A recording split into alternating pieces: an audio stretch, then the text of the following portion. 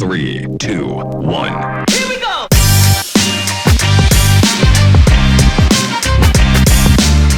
Welcome to the Red River Edition podcast. Today is January 31st, and my name is Mitch Ward. And January 31st, if you don't know, is the first month, the end of the first month of the year is when all us car dealers normally go into panic mode, right? Car dealers are trying to hurry up, push, trying to get all their sales plugged into 1 month because managers get paid off of each month. They don't get paid weekly. They get paid off how we perform for the month prior. And notoriously, manufacturers are giving us what customers would always call your back end money or your extra money or your below the line money. You know, if we sold a certain amount of cars, we would get, sometimes hundreds of thousands. It depends on how volume of a store you were, but lots of thousands of dollars coming in at the end of the month. And so we would try to plug every sale in right then. It's kind of changed. They don't pay us that kind of money anymore. And so, somebody asked, why are car prices so high? What was that, Dalton? Let's see. There's several questions come out. You're wanting to get in straight into the question? Well, yeah, we'll go straight in. We'll go into that. So I'll talk about why car dealers don't make that big push at the end of the month anymore, how that's changed during the pandemic. But, sometimes during this podcast, I guess you're putting it on Facebook too, right? I got some questions. I want some questions that I want asked out in the environment right now that's going on in the economy or in the world that I would like to know. Have you guys seen, and I never go buy eggs. I got to be honest with you. I never go buy eggs. So I wouldn't know if a carton of eggs should cost 29 cents or $4.27. I don't even know. Do you know? We just went and bought like a normal carton of eggs. I couldn't tell you how much it cost. Yeah, right. Our total Kroger bill, though, was $130. Really? $38 for a week's worth of food. I wish that was our bill. Yeah, we have. My wife is a couponer. Yeah, we've got 3 kids at the house, and every kid always has other kids at the house. So we probably go through that much in a day. So, yeah, really, you ought to walk in our house. But anyway, so the egg prices are really high is what everybody's saying. It's trending on Twitter, right? Trending, I'm sure, on Facebook, whatever, the price of the eggs. Now, have you guys seen that the world's largest, or they say the United States' largest egg, I guess, plant, hatchery, whatever, has, not hatchery, because that'd be bad, wouldn't it? That'd be chickens. So, well, anyhow, where I guess the chickens lay the eggs and then we get to eat them. That place burnt down. Did y'all see that? I heard you were telling me about it. So did you see it, Evan? You did see it? So what, have you read anything? What's going on? How? I just know a lot of people, especially like realtors and car dealerships, like they're putting free eggs with purchase now. Yeah, it's kind of like the toilet paper thing a couple months ago or a couple years ago. I just don't get it. I don't understand why every time we see a shortage, we see something, then there's something bad happens. I know they were talking about meat shortage last year, right? And then that one cattle farmer lost, I don't remember, 3,000 cows. It made national news that they all just killed over and like it's something normal. But I was reading down someone else that just posted an event after event after event of our food becoming shortage. So I don't know. So since we're out there on Facebook, I'd like to know what the real reason is. Why are eggs so high? Because I can go get chickens right now. I can go to the BB Flea Market, I think tomorrow or Saturday, and buy some chickens. And so if we're really going to see these eggs get that high, I guess I need to go buy some chickens. We did that for a while. Yeah, it's not very fun. No. Raising eggs. They're nasty. They stink. Yeah, hawks would get them. Coyotes would get them. Anyways, but back to some of the questions. Tell us some of the, so we promised we're going to answer some questions on Facebook. Somebody said, which ones are you going to answer honestly? I think that's Charlie Riggio. So which ones are you going to answer honestly? Well, Charlie, we're going to answer all of them honestly. But, it's our honest. There's opinions. Everybody has opinions. Oh, there's something else we need to guarantee for our sponsors that aren't sponsoring us yet is that everything that we talk about on this podcast, not everything's factual. Some of it could be opinionated, very likely could be opinionated, and some of the percentages may just be made up on the spot. Like I just read a news article this morning about where it said Cox Automotive says, it wasn't Cox Automotive didn't write the article. Arkansas Democrat, well, they shared the article from does Arkansas Democrat write articles anymore, or do they just repost? I think they reposted. So I don't remember who wrote it, but it said, according to Cox Automotive, used cars have dropped 14%. But there's no factual data. No factual data there. Is that 14% this year? Or is that 14% from November? Is it 14? And where do you get the data from? Are you pulling it from the auction reports? Are you pulling it from what you see them priced on the internet for? Are you pulling it from what the registration prices are? Give us the data, so I can make up all kinds of percentages and then I can back into the data, which is probably what they're doing right there, right? So anyways, anyhow, some of our data might be backed into too. Just go ahead and give that little disclaimer. All right, so we'll start with so we posed questions on Ford Cabot's page and Dodge Heber's page. So one of the first questions is from Miss Lisa. Why are vehicles so expensive? No way they can justify any vehicle costing half as much as a house. Well, if we've seen anything in the last 24-month environment, you don't have to justify anything, right? You just do it. And if you keep doing it long enough, people believe it. We can go into the mask thing. I remember when it first came out, hey, wear the mask. I'm not wearing no mask. And all of a sudden, 6 weeks later, everybody that said they weren't going to wear a mask wore a mask everywhere they went. So they don't have to justify it. So the MSRP, I'll tell you why the MSRP rose, okay?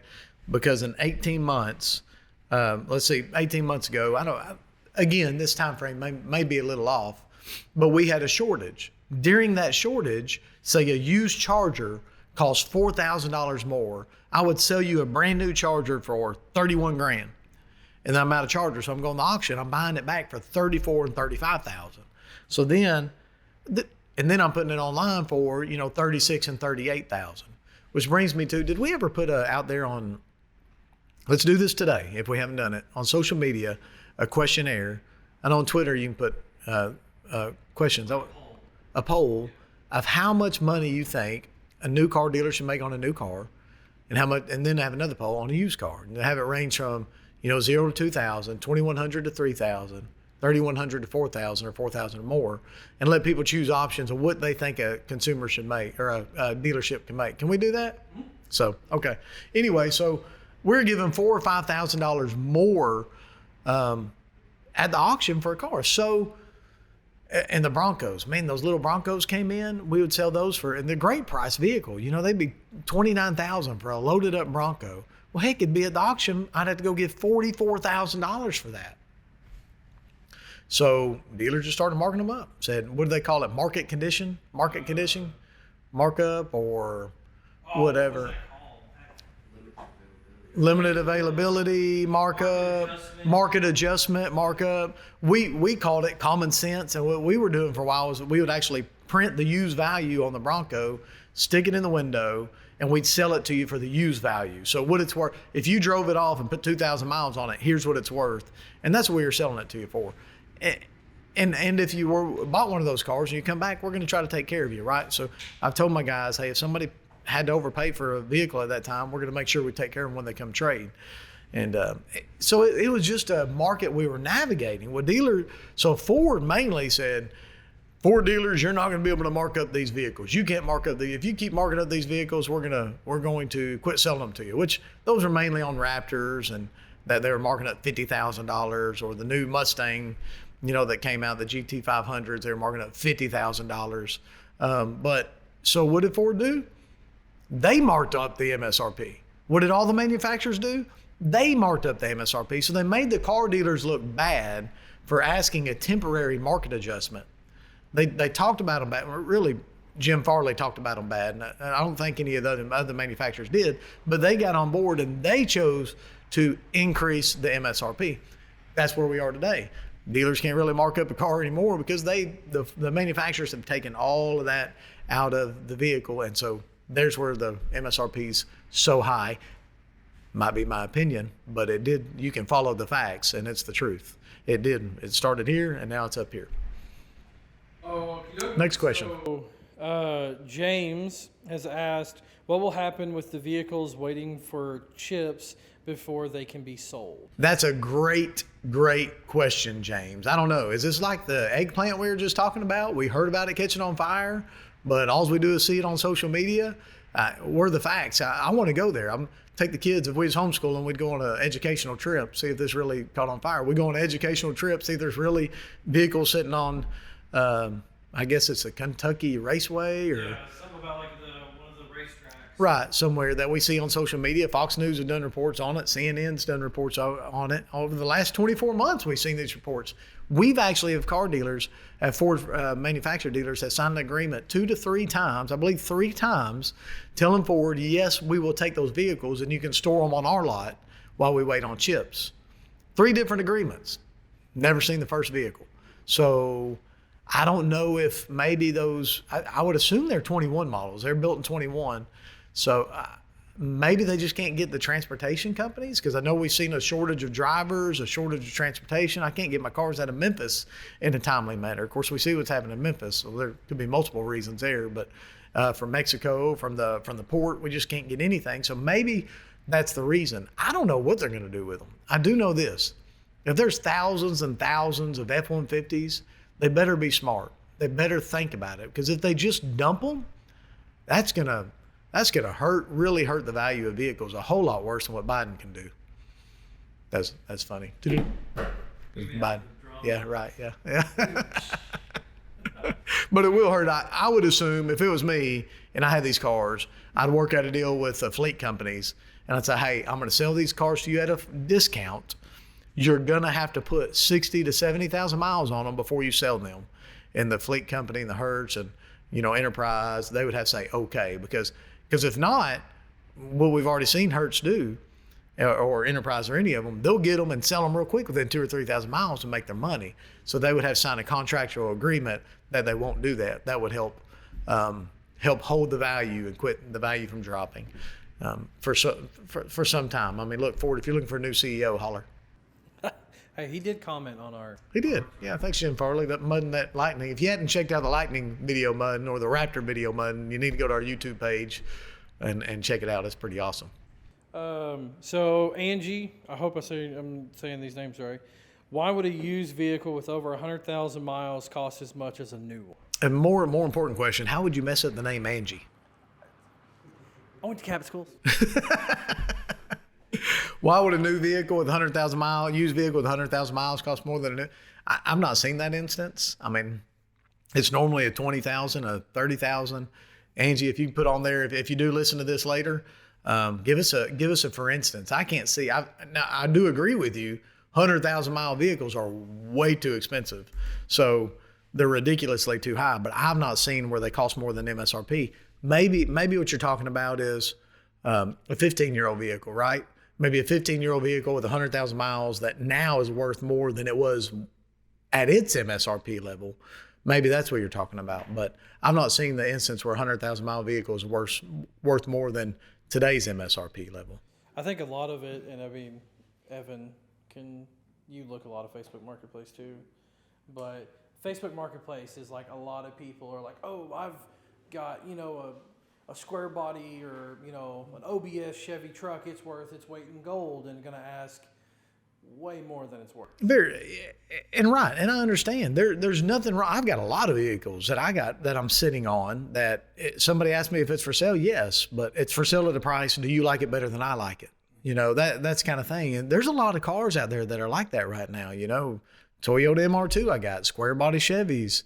A 1988 Chevy van. We got people stop and ask about it all the time and tell them it's 7,500. They think I'm crazy. I said, where can you find another one at? Well, they can't, but they said all over Marketplace. Show me one then. Well, they got 300,000 miles. Mine has 88. So, but I don't want to argue with somebody because I'm the same way. We got a truck right now, a Cat Eye with 77,000 miles. It's worth bank, right? To the certain person. But who is that person, right? I don't know. So we have people. Would you buy it? Would you be willing to buy it? Well, you get $12,000 for that regular cab 78,000 mile 4-wheel drive truck because it's for sale. It's sitting right out there. You just holler, man. Yeah. So yeah, you say you would. You're excited about it. You're infatuated with what y'all call the Cat Eye now. But then when it comes down to you, like, man, I really want to get $12,000 for that old truck. So it takes a certain person. I'll tell you where you get more money for them at is at the auction. Other dealers are more infatuated. Other dealers stay on top of the trending vehicle, and they buy them. That's why I've got a bunch of them, but I can't sell them. No retail person's buying them. But then we got a guy wanting to trade in his really clean 3rd gen, 4th gen, 98 model dually. What gen's that? What gen is that? You hadn't seen it. But the guy's wanting to trade in his red dually, a 98 model, and it's nice, it's clean, but it's got 300,000 miles. It's only worth so much, you know. If you're going to buy a classic car like that, you want it to be a low mileage classic car. And so I offer him $4,500. You know, my truck's worth 10 grand. It may be to the right person, right? And so, but I'd rather have my cat eye, you know, than I would give you 10 grand for yours. I'd rather keep my cat eye. So that's the balance of that. But all that going, I mean, we were talking about the 100,000 mile truck, right? Yes. So, you know, that's where we are today. I don't know, but I think people I feel like they assume that we're guessing values of their vehicle. I feel like where do we get our numbers for their vehicles? I'm glad you went there because you know what? 2 years ago, here we go again. 2 years ago, books lined up, right? Everybody would give within $1,000 of a car price. I mean, they would just do it. So if some dealer gave over $2,000 over what a vehicle was worth, it's because they're really trying to step up. Today, I'm telling you, we waste money on Kelley Blue Book, J.D. Powers, Black Book, and then MMR, which is a Manheim Market Report, another auction report. And I'm just looking through here just to see if I can kind of give you a heads up of a vehicle. Normally trucks are the ones that are way off, but let's see. Go ahead. I was just saying Black Book. We used something called Black Book before. NADA. Yeah, I did say Black Book. So this one isn't far off, but let me pull up one out of our Toyota store because it has a Kelley Blue Book. Some of our stores don't really show the Kelley Blue Book trade value for some reason. But I'll just pull up. I mean, the books are way off. It's crazy. I've seen the books be $20,000 difference. I was at Kelley Blue Book, NADA, be $20,000 spread apart on, and I've never seen that before, and nor will we probably ever. I mean, I don't know. They got to get right. They got to figure out what's happening somewhere. So This kind of leads us to the next thing. Like, how can another dealership give us $2,000? Not to call anybody out, but how can another dealership give $2,000 more? It's to kind of offset a markup, isn't it? yes and no. So let's slow down a minute. Let's see. So here's a vehicle right here. It's a 2020 Ram 1500, right? So we subscribe to all these books. All right. I picked a good one. Average Kelley Blue Book right here is 31,000. Average Black Book's 32,250. I didn't pick that big of a good one. Average NADA value is 33,650. Okay. Average auction price is 27,600. Right. So there's a $4,000 or $5,000, $6,000 spread going on right here what this vehicle is worth. And what'll happen is the auction price will predict what the next books are going to be. So I'm seeing right now they're bringing 27,600 at the auction. Black NADA is 33,600. So within 30 days, that NADA value will drop on this vehicle. So managers sitting behind the desk, most of them never go to auction. Most of them never worry about what's happening with their car until it's 60 days old. They got to hurry up and get rid of it and sell it. So one manager might say, well, I'm going to give you 33,600 for it. Well, I can go right up here and I can say, well, you just gave that dude 33,600 for that car. Now you got to put tires on it. And now you got to run it through the shop, got to keep up with your maintenance. If you're going to retail a car, you got to maintain it. Well, the average price out there in our market is $33,500. So I gave $33,600 for that vehicle. What am I going to price it for? By the time I run it through my shop, I'm going to have $35,000 in it. I'm going to price it for $35,900. Well, I'm already $2,000 higher than everybody in my market. So, and that's where, yes, people are giving different values for trades right now because they're not well trained and they don't know. But I would say in the last 2 months, people are actually giving too little for their cars because everybody's scared. Take, for instance, Carvana. Let's go to Carvana. Who do you think buys Carvana's cars? I've seen them at the auction. I wish Carvana would come out here and tell me the truth. I think they got some artificial intelligence buying their cars, or they got some very low intelligent people buying their cars. So I think it's more the subprime customers because they don't care. So they're buying the car. They're buying these cars under $25,000, right? And they're just boom, boom, boom, boom, boom, boom, buying them. They're giving more. Carvana could go on the street, and they do this. They were doing this until now they're fixing to file bankruptcy. could go on the street, Facebook Marketplace, and give more for a car or buy a car less than they could go buy at an auction, because nobody fathomed their car ever being worth that. But Carvana just wanted to be on top. They click, or artificial intelligence. That's why I think it's artificial intelligence or low intelligence was buying these cars. Well, there's a lot of and also with Carvana, I mean, if you want to jump on that train, we can jump on it because that's one of the categories we've talked about. Jim Farley, can you send me another cup? This does not keep your coffee warm. This Shelby GT500. Paid $100,000 for a Shelby GT500 to get this cup. Does not keep your coffee You warm. also get your paperweight at the supermarket. Right, yeah. You have to keep them up there. What were you saying? Like Carvana, there's a lot of instances where inside the contract, like I had a personal friend of mine years ago buy from Carvana. They bought a BMW, and they give you like a 30-day trial period, we should say. But in that 30-day, they called on like the 29th day and said, "We really don't want this car. Can you come pick it up?" And I was Oh, yeah. sorry. You missed the 30-day window. They can't come get it in time. They Yeah, can't send a driver in time in that 30-day window, so they said, "Sorry, you're up." that's right. Well, that's the retail side of Carvana. We come back. We're still talking about the value of cars, right? So you're getting off track, Don. We're trying to stay on track today. You're getting off the rabbit trail. But anyway, so Carvana really helped influence the car prices of cheap cars. So normally we could have tons of cars to sell people for under $19,900. They just, boom, they went out. And what they did, I guess they signed an agreement with the bank. So some consumers, we couldn't get financed. They were financing. They were backing it. And lo and behold, you get greedy. You go do things the wrong way.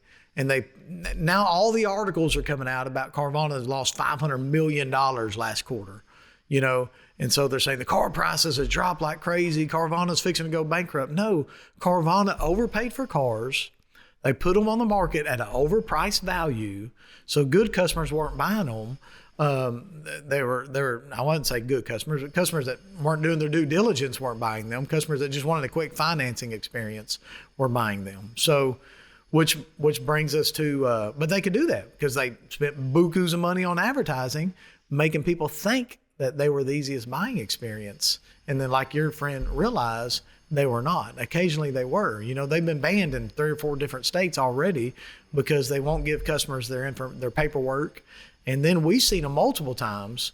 And this problem you get buying a car at auction is a customer buys a car, has it shipped to them, and then within a week they bring it into our service department wanting a loaner.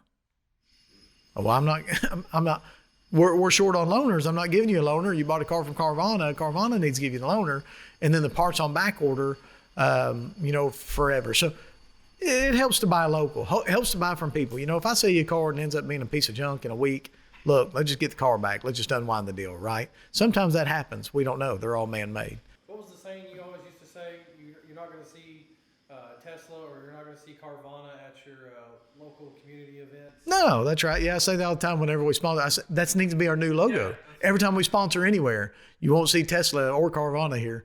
Thank you for supporting your local dealership, right? Yeah. I mean, nothing irritates me more than when I see a local politician driving around a Tesla or driving around a vehicle they bought at Carvana. And luckily, I've not seen any local politicians doing that or Vroom, right? I mean, deal with your local people. Yeah, I mean, we sell for a lot of people all over the state and all over the country, but I'd like to say still, we're human. We're not corporate. We're individuals, and we're going to make sure, we do things right. All right, so we're going to move through these questions kind of fast because you did say the other podcast was long. Okay. So we're at 23 minutes right now. So is there a strategy on where to park vehicles on the lot? Yes and no. I mean, absolutely. Yeah, there's a strategy at every dealership. You try to put we put our older units a lot of times up front, vehicles that need to go, but mainly we just try to keep them swapping, keep them moving. You don't want it to ever look stale. Again, the last 2 years, strategies have gone out the window. We're parking the car out there and it goes, parking the car out there and it goes. So, so yes and no. There's always a strategy, but it changes. It's not the same every month. It changes. If we know we have a bunch of Ford Mustangs, well, we're going to put them on the line to let you know we got a bunch of Ford Mustangs, and then put a discount out there to try to sell them. Something's going around out there. I don't know. I read used cars. You're going to read a lot that used cars are getting harder to find at the moment, and they are. So I think I was telling somebody that last year, 2 years ago this time, they had 12.5 million used cars on the market. Right now, there's 10.2 million used cars on the market. So we're seeing that the used car prices are dropping, but we're also seeing that the used car vehicles on the market are slim, and there's not so many out there. So what you want to do is, if you're in the market of buying a used car, you want to try to be patient. Figure out what you want, research what you want, go to the stores and test drive them. I mean, yeah, you get on some salesmen's nerves, but go test drive them. But then pick a salesman that's going to care about you, love you, is going to help find you what you want, and give them the time to find you the car they want. That'll really help you get a better buying experience than just shopping online and then clicking a button and having somebody bring something to you. Find the salesman that you know is going to take care of you. What's cool about some of these stores I bought, there's been salesmen here that have been there for 35, 40 years, and they got the same customers that come buy from them over and over again, but it's because they know they care about them. Carvana, they're not going to be like that. Any other question? Yes. Oh. We kind of already covered this one. Chuck asked, why is your markup on MSRP still so insane? I can cover that. I don't think our markups, and I don't know if he's specifically talking about us or if he's just in general, but we should have went and taken any of our markups away. And if you didn't listen to the last podcast, the markup was mainly to keep out-of-state buyers from coming and buying all my inventory. We got a Raptor came in the other day. Got a guy from Arizona clicking on it because we got an MSRP. I want it. I don't want to sell it to the guy in Arizona. I want to sell it to a local guy. I will, but I want to give it a couple of weeks, right? I would rather sell it to a local guy. So that was happening all the time. That's why we kept the MSRP up. And then if I tell that guy from Arizona, like I told the the guy from California about the Mach-E, when he called, we said, hey, it's available, but you're going to have to get $5,000 over, since you're in California. And he blew us up on Facebook, The salesman probably worded it wrong. He should have right off the bat told them and said, hey, let me go put it in. Should have right off the bat said, hey, man, we really don't want to sell them out of state. You're going to have to pay a little more if you're going to be out of state. And the reason being, we're never going to see you again, right? We want to keep it to customers that are going to keep buying from us. And he used some foul language that only comes from California, I think. Tore up. It was, yeah, right. Thank the Lord we don't. Recording of the call and change his voice up. I don't know. Yeah, it's bad. This is probably my favorite question. It's from Jim. It says, "Is it possible to trade in tacos for a Ram truck?" Well, I always say we trade for anything we don't have to feed, but I don't know about tacos. Yeah, bring them on, man. We'll figure it out. You've traded for goats, cows. Yeah, horses, yeah. No, we don't trade for anything. Trade for airplanes, tractors, stuff like that. We've done a lot. Yeah. Campers, lots of campers. Yeah. Christopher says, why do you have to negotiate a car deal and not just provide an out-the-door price? Christopher, let's talk about that next podcast. Can we do that? Let's kind of talk about the whole negotiating of a car deal next podcast. Maybe what we'll do is, and call that how to negotiate a car deal. Why do you negotiate a car deal? Christopher, it's really to your advantage to negotiate a car deal. Tune in for the next podcast and let's talk about that. Spend a little bit of time on it. Okay, Sarah said, why can't y'all please build something without a computer in it? Amen, Sarah. I totally agree with that, but hey, it is what it is. I think they're putting computers in us, before long. I give it a decade. So, all you got to do is just go to DuckDuckGo and research a little bit. Some of you may use Google, but go to DuckDuckGo, do a little research. You'll see they're looking to put computers in people. So I don't think the computers are going away anytime soon. We're doing remodeling on our sewer, in case you hear the jackhammer in the background. We didn't adjust for that very much, but I don't know. If you don't want a computer in your vehicle, we need to get but I got some cars for you, but you probably won't want to get what I want. Yeah, right. Yeah. Cat Eye, it's got a computer, but not as many of them. Oh, well, I will tell you this. Maybe we'll talk about this next podcast. But just yesterday, had a guy come in and get mad at me, and because I couldn't get a part for our store couldn't get a part for his 14 model vehicle. Let's talk about that next podcast.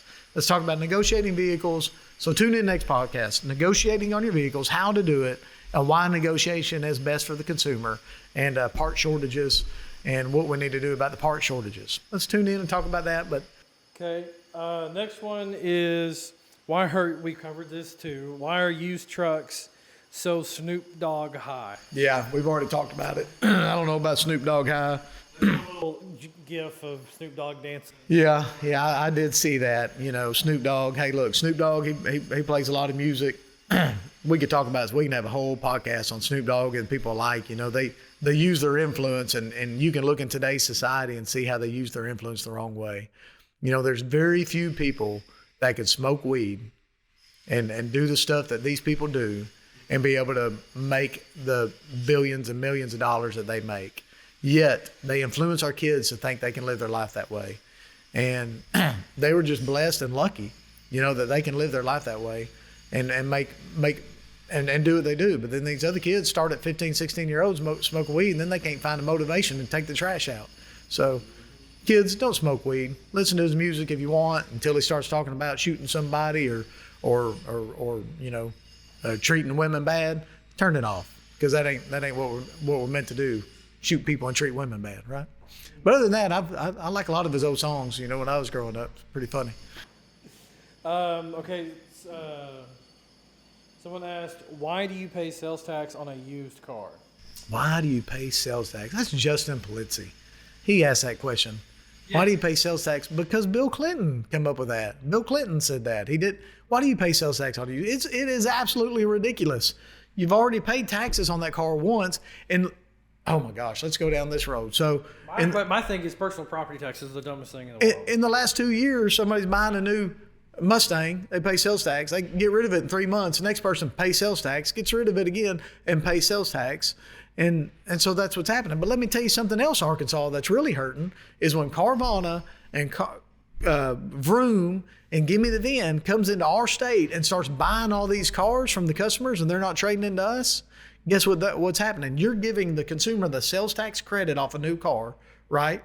So I just sold my car for $30,000, bought a new one for $40,000, only had to pay sales tax on $10,000, and then that consumer sold that car out of state. You're never going to see the sales tax on that car again. Arkansas government or Senate or Congress, whoever's in charge of that. So Bill Clinton passed that law to try to gather that sales tax. But the benefit is you do get the credit when you buy a new one. I don't know. If you don't want to pay sales tax on used cars, then I think the trade-off would be we wouldn't be able to get the credit when we bought another car. So I don't know, Justin. It's up in there. What would you want? Do you like the credit you get? If you do, then we probably ought to leave it alone. If you don't care about the credit you get when you buy another car, then maybe we ought to fight and try to demolish used car sales tax. We have worked on increasing it up to $10,000 at least, so we can go buy cheap cars. Are we going to be able to end this now, or we got another question? We got 2 questions. Okay. But to me, I feel like it is a whole. You could spend anywhere from 5 minutes talking about it to an hour talking about it. Okay, let's hear them, and then maybe we'll just make it. Both of these questions are kind of the same thing. One, it says, why offer a 2-year warranty, then not honor it? Then why did you offer a lifetime warranty you were never going to honor? Hold on, let me drink out of my cold coffee cup. Shelby GT500. Let's make that a subject of a podcast later. Lifetime warranty. First of all, I will say this. Just we'll go into the podcast later, but 99% of car dealers do not offer we are not the warranty company. So we offer in the lifetime warranty. I believe this consumer is probably talking about would be the lifetime warranty that was offered by FCA back in the day, or Chrysler, I think it was back in the day, which, look, if anything ever sounds too good to be true, just chalk it up to it's probably a little bit too good to be true. I have seen that lifetime warranty cover a lot of things, but there's a lot of fine print, and we knew it was going to come to bite them in the butt, and we knew we would be the ones to take the heat because they never take the heat. It's us dealers have to take the heat. But I think, at this point, most vehicles that had a lifetime warranty, in the fine print, it says if the cost of the repair is more than the value of the car, they're not, they're done. They're not going to cover it. So, and I think that's where most of these cars are today on the lifetime warranty. But we'll go on and talk about warranties. Let's do that. Spend more time. So short answer is it's really not us not honoring it. It's them. Yeah, as a Chrysler back service contract. And honestly, during that time, I hope Chrysler Stellantis ain't listening to this, or actually I hope you are. During that time, I quit offering the extended coverage from the manufacturer because the manufacturer tries so many ways to get outside of paying it. And lo and behold, guess what? That extended coverage that has the manufacturer's name on it isn't even offered by the manufacturer. It's from a different company that puts the manufacturer name on it. And we'll go down that road later. That is all the questions. All right, man. Look, thank you, anybody that listened to our podcast. I think we had 6 or 7 people listen last time. That was pretty exciting. Oh, did we? Okay. But hey, share it. Get it out. And if you want it to be shorter, say, Mitch, shorten it up. We'll shorten it up. If somebody says, hey, Mitch, you ought to make it a little longer, give us more details, then we'll try to make it longer. Tell us what you want to hear. We want to be able to give you what you want. It's crazy, some of the comments and the questions we have. As a car dealer, I've been in the car business my entire life, and I just assume everybody knows what I know. And for instance, somebody traded in a vehicle the other day that they owed $20,000 on. They didn't realize they had to pay that $20,000 off. They thought since their vehicle was worth 30 grand should be applied to the value of their car. And I know if people are listening to this, some of you might be thinking, I don't get it either. So one podcast, let's talk through that. But there's just little things, and it doesn't mean that makes that person stupid. They're just not used to trading cars, which is a good thing for you. You probably got more money in your bank, right? So, I shouldn't have said that. I hope we don't hurt our car sales during this podcast. Hey, check us out. We want to thank you to all our sponsors, which is only Red River Auto and Pfizer. If you're out there, we're looking for some big sponsors. So Pfizer, you sponsor a lot of things. We'll be excited for you to come sponsor us. Check us out, redriverauto.com, or our new podcast, wherever you can find You it. can check it out on YouTube, on Spotify, and we are going to post. We're going to make its own Facebook page, and we're going to post it fully on Facebook too. There you go. Thank you. Thanks, guys.